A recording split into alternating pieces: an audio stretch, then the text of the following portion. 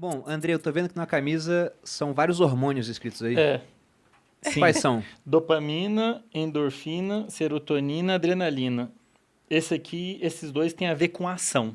A- Dopamina e E adrenalina. adrenalina. Eles são muito parecidos. A adrenalina é o que libera num momento de estresse, né? E dopamina tem muito a ver com fazer você querer fazer alguma coisa. Prazer Você também, né? querer... Ou não? Não, a dopamina, isso é outro mito. Aham. Dopamina não gera prazer. Ela te faz buscar prazer. Te faz buscar alguma coisa. Ela é super importante para tomar decisão. Vou aplicar dinheiro aqui ou não vou? Vou fazer Faz isso aqui correr ou não atrás. vou? Então a dopamina afeta bastante essa decisão que ela está dizendo para o cérebro. Faz, porque ali na frente você vai ter uma coisa boa. Aham. Seja lá qual for. Perder peso, ganhar dinheiro, etc e tal. Esses dois aqui têm mais a ver com bem-estar e prazer. A endorfina e a serotonina. Então, geralmente, esses dois te fazem buscar esses dois, resumindo. Esses dois fazem você agir para ir buscar coisas que vão fazer você se sentir bem, mas algumas coisas, né? Bem relaxado e tudo mais. Sobre os hormônios, eu acho interessante a gente entrar na questão das drogas, então. Porque mercado financeiro, por exemplo, eu lembro quando eu tive hérnia de disco e fomos em vários médicos. E aí, quando os caras chegavam e perguntavam, né, fazendo uma anamnese ali, o que você faz? Eu falei, trabalho com mercado financeiro. O que você toma, então? Eu falei, não tomo nada dele, impossível. Você, com 30 anos, não toma nada no mercado financeiro. O pessoal toma droga para acordar, droga para dormir, toma um monte de droga. E eu imagino que esse monte de recursos exógenos vindo de fora vão prejudicar a produção natural que nós teríamos de hormônios. Vocês lidam muito com isso hoje em dia? Vem acontecendo? Por favor, fala você primeiro. Eu acho que, assim, a gente vê, né? Eu acho que tudo na psicologia isso é uma grande polêmica, né? É uma grande confusão, assim, em relação às drogas, né? Em relação às medicações. Eu acho que a diferença entre o remédio e o veneno está na dose, né? E está na forma como isso vai ser administrado. Então, o problema não é a droga em si, não é o remédio em si, não é a medicação em si, né? Não é a medicação para dormir, nem a medicação, enfim, medicação para acordar não tem, mas, enfim, um estimulante, né? A questão não é essa. A questão é a forma como é feita, né? Sem um acompanhamento, né, sem um profissional orientando, né? E hoje a gente vive, né, dentro da saúde mental, o que a gente chama de uso cosmético das medicações, né? Então, por exemplo, a Ritalina, que é uma conhecida medicação para déficit de atenção, né, que é o que eu tenho. Então, durante muito tempo eu tomei Ritalina, mas com acompanhamento médico, né, com psiquiatra, enfim.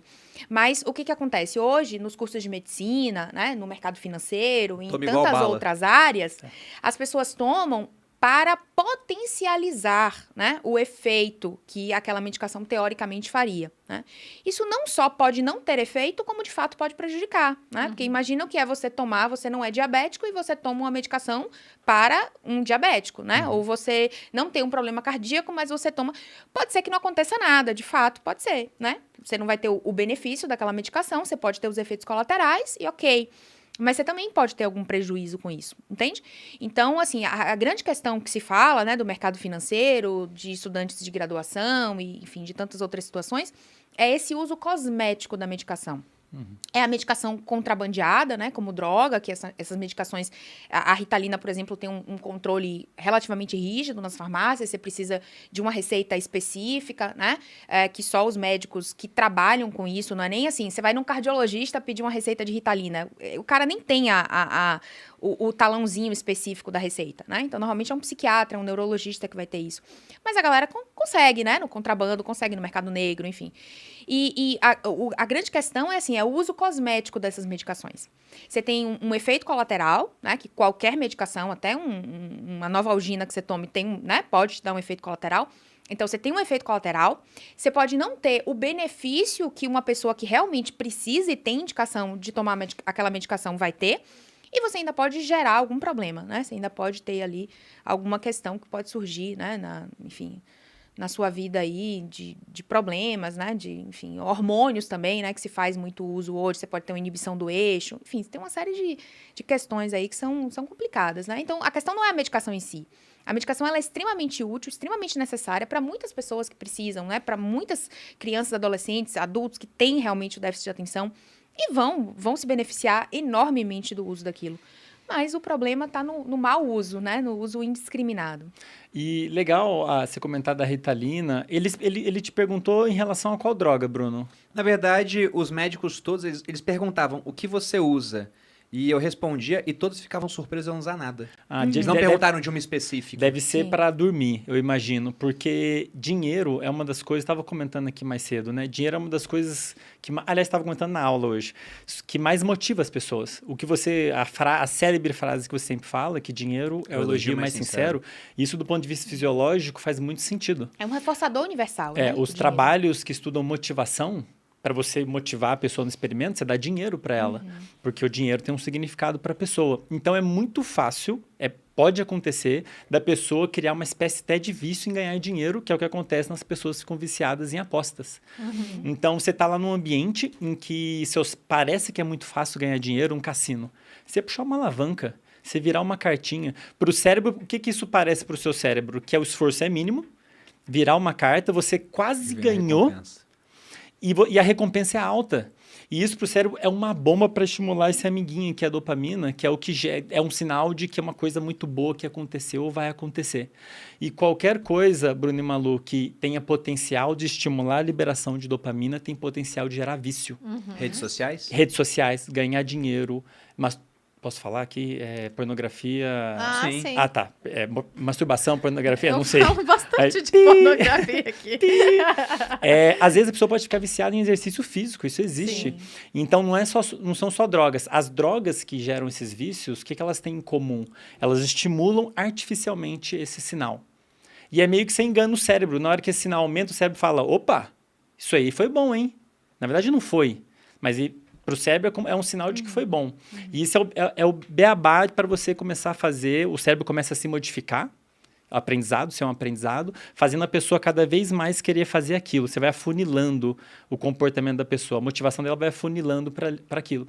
As pessoas no mercado financeiro ou que trabalham com dinheiro, dependendo de como elas lidam com aquilo, elas podem criar, talvez tenha vários colegas que vocês, né? Não, é que aqui em São Paulo eu acho que são drogas bem para TDAH e esses problemas, porque eles ajudam no foco. E aí, essas pessoas que usam em excesso essas drogas, de forma errada, obviamente, porque tem indicação para quem tem indicação, que a gente vai falar agora, inclusive, depois que elas usam muito, elas acabam tendo algum outro problema para poder desfocar. Vai ficando tolerante também, né? Né? Não, mas eles... Perdão. E aí elas têm que tomar outros remédios, né?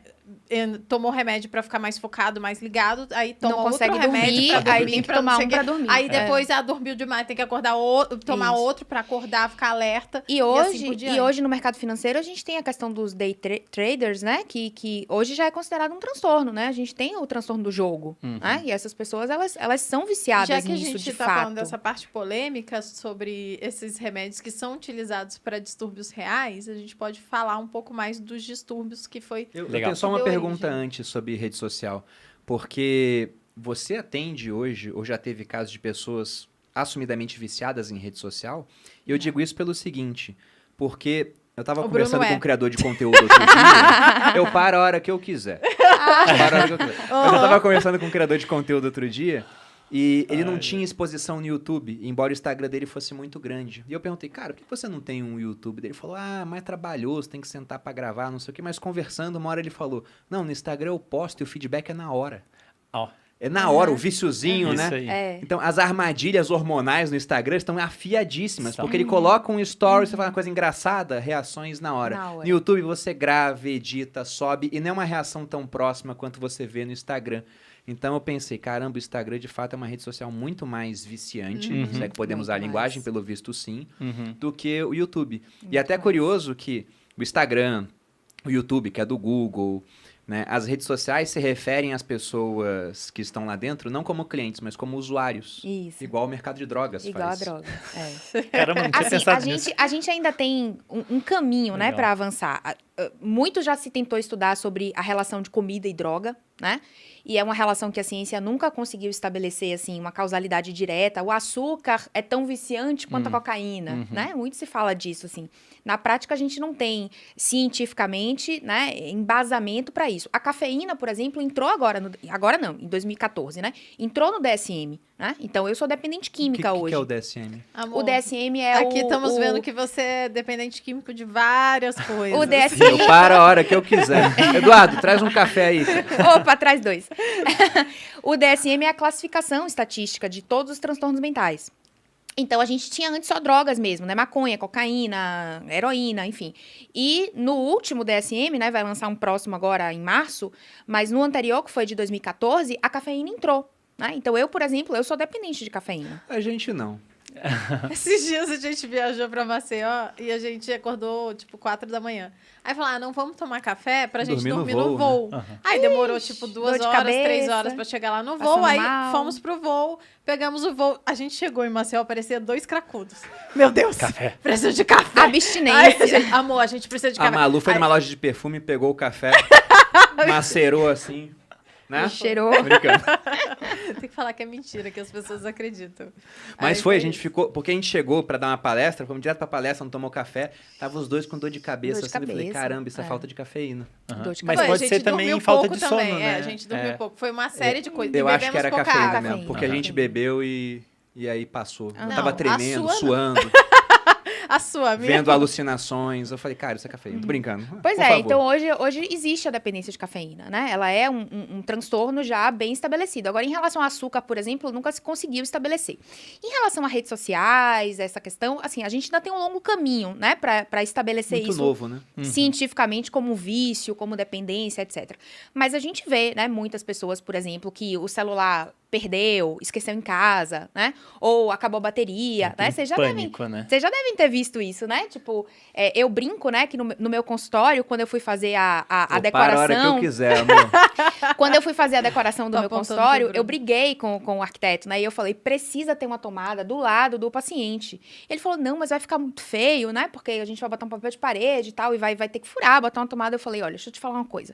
Hoje, tomada e Wi-Fi é mais procurado do que amor verdadeiro, né?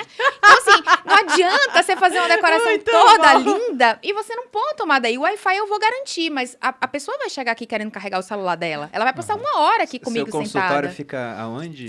Lá em Salvador. Então, ó, consultórios com tomadas acessíveis. E o do paciente. E o Veja Wi-Fi só. é mais procurado que amor verdadeiro, entende? Então, assim, hoje a pessoa tá... Você tem um carregador pra me emprestar? É verdade. Tem alguma tomada aqui pra eu colocar meu celular pra carregar? Né? Vocês já devem viver isso aqui sempre. Então, assim, existe já, né, uma espécie que a gente ainda não pode estabelecer cientificamente, né, como dependência de fato, mas é muito claro isso, né, na prática.